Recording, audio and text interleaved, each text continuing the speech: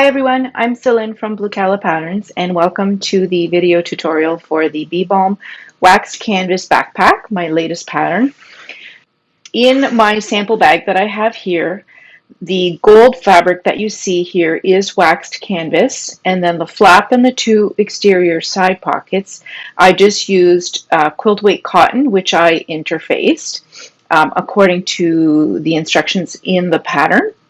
Now, the bag also, for all of these straps that you see, I did use seatbelt webbing, 1-inch seatbelt webbing.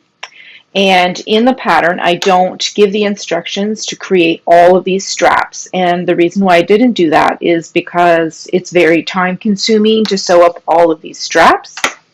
And I know that most people like a bag that is a little bit faster to make.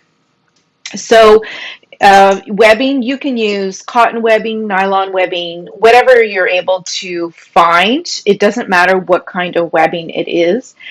Just make sure that if you're using cotton webbing, for example, it frays very easily. So you're going to need to seal those ends. You can use fray check or you can zigzag stitch them on the areas that will not show. So I'm going to just go over the features of the bag. There are two exterior side pockets on either side, and they are zippered, okay? And then the flap has this side release buckle closure. And then so there are two options for this closure. There's obviously it is a drawstring closure. But you can either use grommets if you're comfortable with grommets, or there's an option for a fabric casing that you sew to these top band pieces. And you can use whichever method you're most comfortable with. Not a lot of people are comfortable with grommets. So I included a drawstring closure for those who aren't comfortable. So I'm just using a piece of cotton cording. I think it's a 5mm size, but I think anything from 3 to 6mm cording will work. So that is the diameter, the measurement in millimeters. Again, the cotton cording does unravel. And I know that a lot of people like to finish this with metal caps or something, but I actually like a more casual look. I think it works well with the wax canvas. So I just tie a really tight knot and then I just let the ends loose like this. And then I don't have to worry about it fraying any more than this. So I'm going to open this. Now, inside the bag, you have a large zipper pocket, and that's where you're going to be turning the bag, is through the bottom of that pocket. And then there are 3 separate slip pockets. So now what I'm going to do is, I should mention also that I used a contrasting fabric. So this one, in this bag, I used cork, and that I used for the back of the bag and the bottom of the bag. Okay, so in terms of notions and supplies, you're going to need some 1-inch wide webbing. As I mentioned previously, I'm using seatbelt webbing. I like the seatbelt webbing because it's thin, but it's really, really strong. Now, mine is already cut up into the various pieces that you're going to need. I'll show you that in the next little bit. In the next few minutes, I'll show you those pieces. But in total, you're going to need 103 inches, or if you're buying by the yard, you're going to need 3 yards of webbing. Then for the exterior side pockets, you're going to need 2 9-inch zippers. They should be 4.5 or number 5 zippers. If you're using ready-made zippers or you're using zipper tape, it's the same amount. You need either a 9-inch pre-made or 9 inches of zipper tape. For your interior zipper, you're also going to need either a 9-inch pre-made zipper or an 11 inches of zipper tape. And this zipper, it can be any style. It could be a dress zipper, handbag zipper. It doesn't matter what size it is. Either size will work. So I'm using zipper tape, so I have 11 inches of zipper tape. Then you're going to need some grommets. Now I'm using 12mm inner diameter. So if you look at the grommet, you need the center here to be 1/2 inch or 12mm. If you can only find grommets that are, say, 14mm, that will also work, but I wouldn't go any bigger than that because you're going to run out of room in the top band. So for your drawstring, you can use, if you're not able to find any cording that matches or that you like, you can go ahead and use bias tape and just make sure that you sew it all the way around before you use it. For this bag, I'm going to use this cotton cording, and this one is 3mm in size. So it's a bit smaller than my sample bag, you'll see. So this is 5mm, this is 3mm. Either size will work. And you could even go up to 6mm safely, it'll work.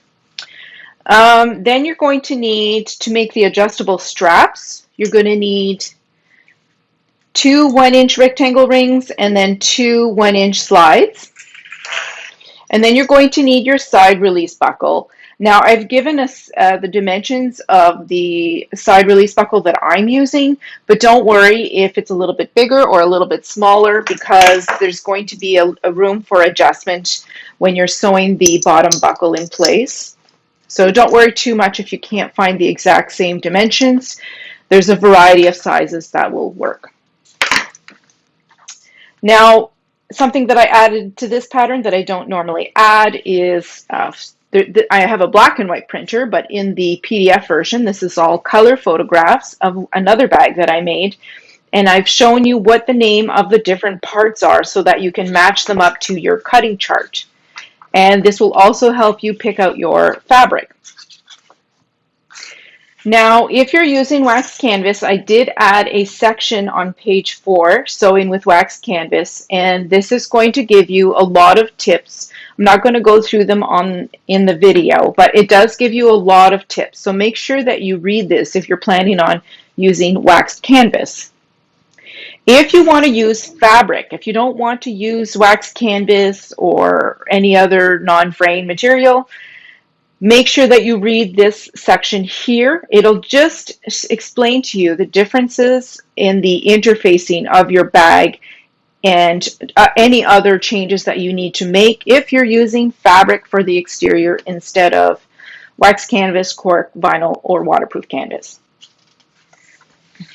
I've also added some labels for you in this pattern. So when you're cutting out all of the pieces, you can go ahead and cut these out. And then I just use one of my sewing clips, and I clip the label to all of the pieces as I'm cutting them. That way there, it makes it easier for you to keep track of which pieces which. Since they're mostly rectangle pieces, it can get a little bit confusing.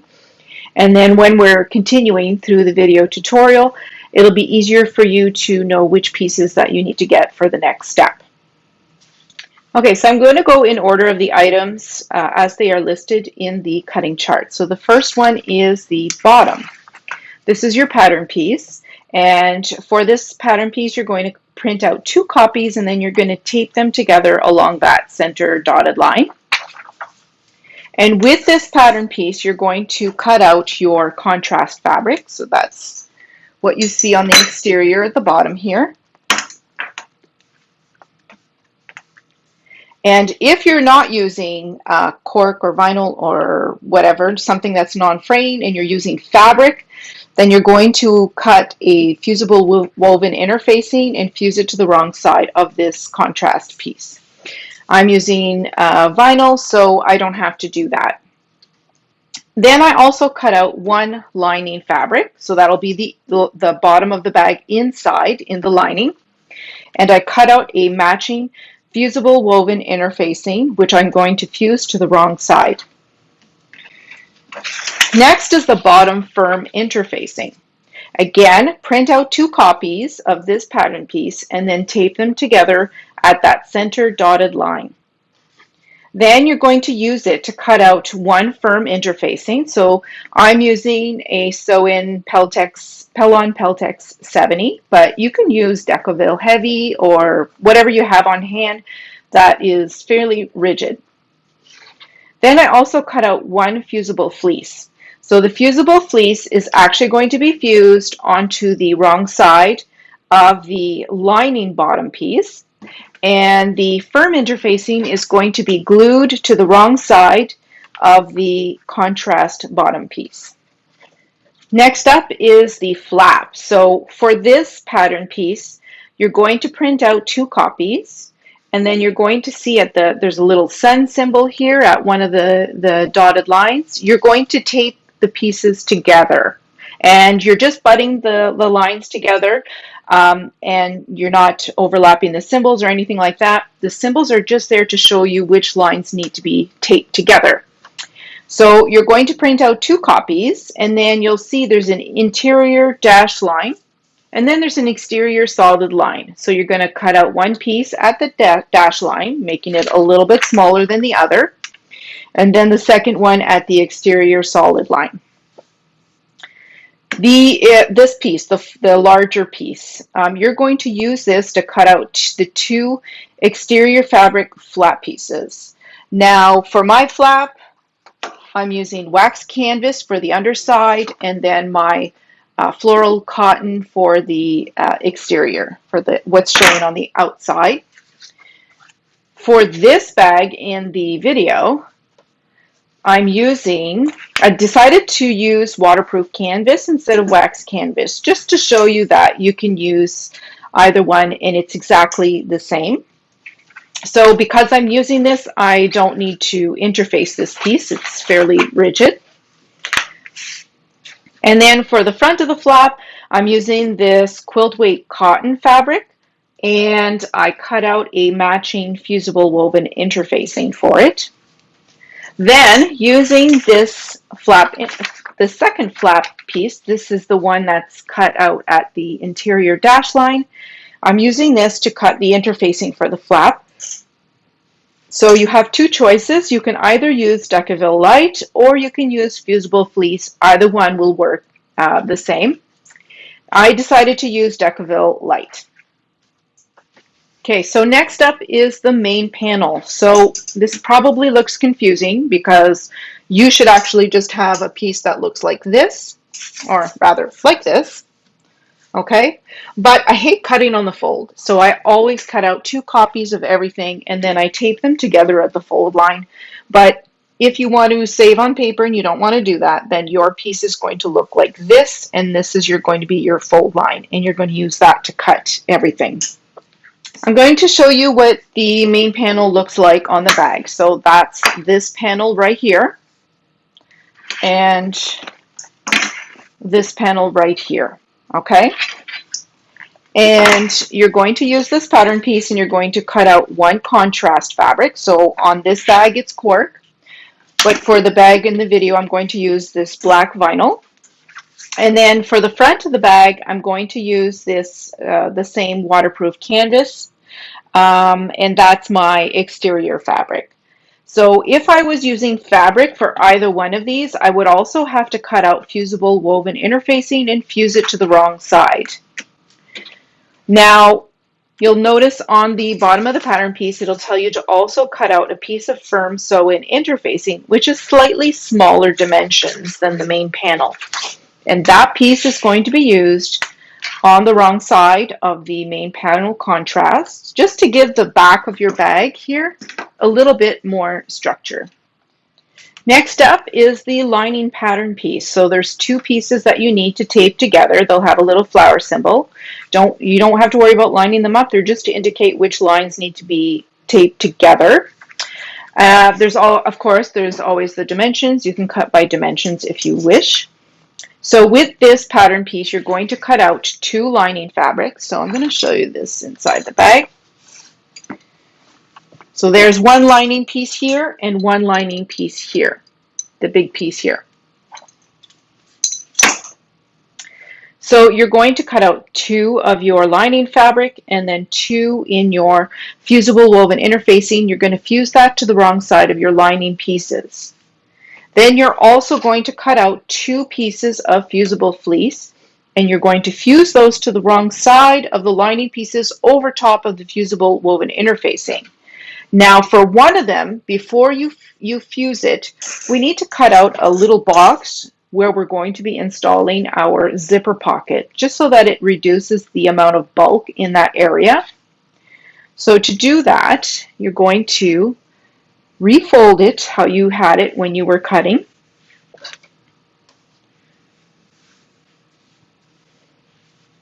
And then you're going to see on the pattern piece here, there is a guide. So this is the zipper pocket opening, and it tells you to cut it from one fusible fleece only. So only the one piece. The other one, you're going to leave it as it is. Okay, so place the pattern piece over top and then make a mark at the top here and the bottom edge of that box. And then what I do is I just punch out a hole here at each of the corners. And I'll mark that on my fleece as well. And then you're going to use a ruler, and you're just going to cut that out. And don't worry too much if you're not 100% precise with this, because it really won't make that much of a difference. It won't show. It's going to be hidden in between the layers. And I'm going to use my scissor.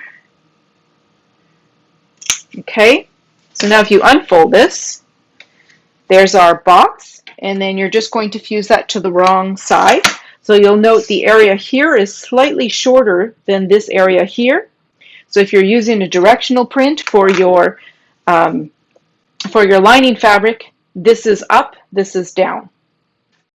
If you're worried about bulky seams, you will want to trim the seam allowance from your lining fusible fleece pieces and your top band fusible fleece pieces before fusing them centered to their matching fabric pieces.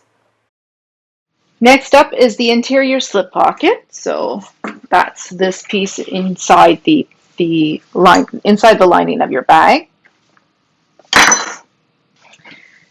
So to cut out the slip pocket, you can cut it to measurements, which are provided in the cutting chart, or grab your lining pattern piece, and you'll see here there's a dashed line, and it's called the slip pocket fold line. You're going to fold this over towards the wrong side, and then you're going to use this part of the pattern piece and cut on the fold. So here's your fold line, and you're going to cut out 2 lining pieces. So I used a coordinating I actually use the exterior focal fabric, the one that's going to be on the flap. I use that one I use that one for my interior slip pockets because I wanted some contrast between the pockets and the main lining. So 2 cotton fabric, lining fabric, and then 2 fusible woven interfacing, and you fuse those to the wrong side of the pocket piece. Next up is the zipper pocket top panel. And for this piece, again, not to confuse you, but I printed out 2 copies because I didn't want to cut on the fold. I try to avoid doing that, especially if it's a little bit of a thicker fabric. So I'm using waterproof canvas for my zipper pocket top panel. There's, of course, always the dimensions that you can use to cut out the pieces. So if you're not printing out 2 copies of that pattern piece, then your pattern piece will just look like this, and you'll cut on the fold. So I'm using my waterproof canvas, so I don't need any fusible woven interfacing. However, if you're using fabric, you should be also cutting fusible woven interfacing and fusing it to the wrong sides. I forgot to show you on the bag, this is your zipper pocket top panel, this piece right here. And it's on this side as well. For your zipper pocket bottom panel, you're going to find this. This is this piece here and this piece here on the exterior of your bag. So you're going to cut out 2 exterior fabric. So I'm using quilt weight cotton. I also cut out 2 fusible woven interfacing, and I'm going to fuse those to the wrong side. Next up is the exterior zipper pocket, and that's actually the lining of your exterior zipper pockets. So if you open up your zipper pockets, there's 1, 2, and then 3, 4 pieces. Okay, so you're going to need 4 lining pieces and then 4 fusible woven interfacing pieces, and you're going to fuse those to the wrong side of your lining pieces. Just to make this more confusing for you, I'm using SX linen, which doesn't have a right or a wrong side. So if you're using a printed cotton, obviously there's going to be a very obvious wrong side. For mine, less so. You'll be able to tell the wrong side once I fuse my interfacing. Next is the top band. So the top band is what's found along the top, where you're going to have your drawstring, either with the drawstring casing or the grommets. I'm not covering the drawstring casing in the tutorial. It's fairly straightforward. It's going to be a piece of interfaced cotton, and you're going to sew it over top of the top band exterior just to hide the cording inside. So these are my top band exterior pieces. So they go from see, there's a seam here and a seam here. So the exterior pieces, that's how they're sewn together. And then there's one top band exterior piece and the second. For the lining, it's a little bit different. You're going to have the seams at the sides. And that's the one piece lining piece and the other lining piece right here. So you're going to need to cut 2 exterior pieces. Again, I'm using the waterproof canvas, so I don't need fusible woven interfacing. If you decide to use fabric, you're going to also need to cut out 2 fusible woven interfacing pieces. Then you're going to cut out your 2 lining pieces, so 1, 2, and then you're going to cut out matching fusible woven interfacing and fuse it to the wrong side. Then you're also going to need 2 fusible fleece pieces, and it doesn't really matter if you fuse them to the exterior if you're using fabric, but to keep it less confusing, I'm instructing to fuse it to the lining pieces. So it doesn't matter really which one it goes on. Obviously, if you're using something that you can't apply heat, you're going to need to fuse it to the wrong side of the lining pieces on top of the fusible woven interfacing on the wrong side. So in my bag here, I have the fusible fleece attached to the top band lining pieces. And that's just to help give a little bit more structure for setting your grommets. If you set grommets in fabric that is too thin, they will absolutely for sure just rip out. So I do mention the drawstring casing in the cutting chart. The dimensions are there. So that's only if you're not going to be using grommets. So just make sure that you cut out 1 out of lining fabric and 1 out of fusible interfacing, and then you fuse the interfacing to the wrong side. So the last thing we're going to need, and there's no pattern pieces, these are just cut to measurements. You're going to need your zipper facing piece, your zipper facing lining piece, and a matching fusible woven interfacing on the wrong side. And then you're going to need the 2 zipper pocket lining pieces and matching fusible woven interfacing fused to the wrong side. So you can go ahead and interface all of your pieces like I just mentioned. So the last thing you're going to need to do is cut up your webbing into all of the various pieces that you're going to need. It looks complicated, looks like there's a lot, but it's really fairly simple. I'm going to show you where I use each piece on the bag itself. So the first thing you're going to need is the drawstring stopper. So that's this piece right here. And you basically just fold it onto itself and rivet. Set a rivet. If you're not comfortable with rivets, you can sew it in place, no problem.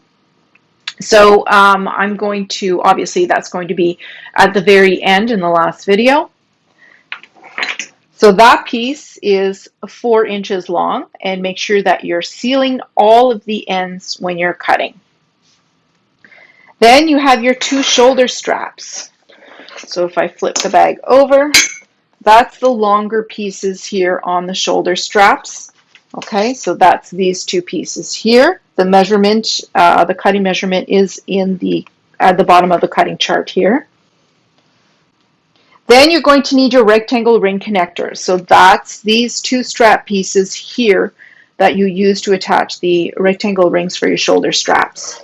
So that's these two pieces here. Then your rectangle ring, your handle. Your handle is this piece right here, and I have it right here. Then your flap buckle straps. So we have two strap pieces for the buckle. So the flap buckle strap is shorter, and that's this piece here. And then your bottom buckle strap is longer. It's about twice the length, and that's this piece right here. For these two pieces, the main panel contrast piece and the bottom contrast piece, these are the only two where you're going to be using the firm sew-in interfacing. I like to glue mine. So I just use Fabri-Tac, which is a fabric glue, and I just add a thin layer on the firm sew-in interfacing.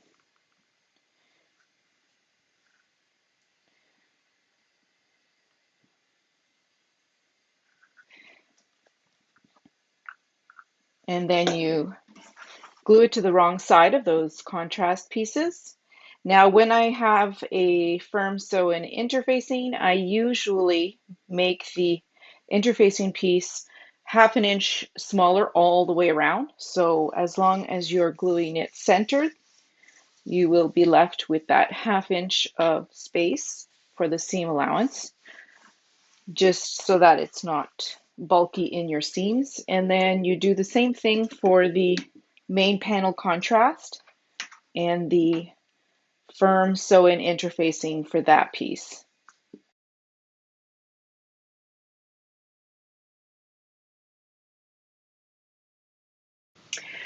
Now the last thing we're going to need to do in this video, if you're using grommets, I added some grommet marks to the top band pattern piece. So you're going to place your top band exterior pieces. This one is a little bit, has some creases in it, but I'll fix that after. So you're going to pretend that this is going to be the center front of your bag. So if we look at this bag, okay, so the pieces that I have they're like this, okay? So this is where they're going to be sewed together. They're sewn here together at the center. Okay, so we're going to be sewing these together at the center. So you just place this over top, and I punch out a hole in the center of my grommet marks on my pattern piece. And then I use that to mark the location of my grommets. Now to mark this piece, you're going to flip it over, because again, you need this edge to be at the center.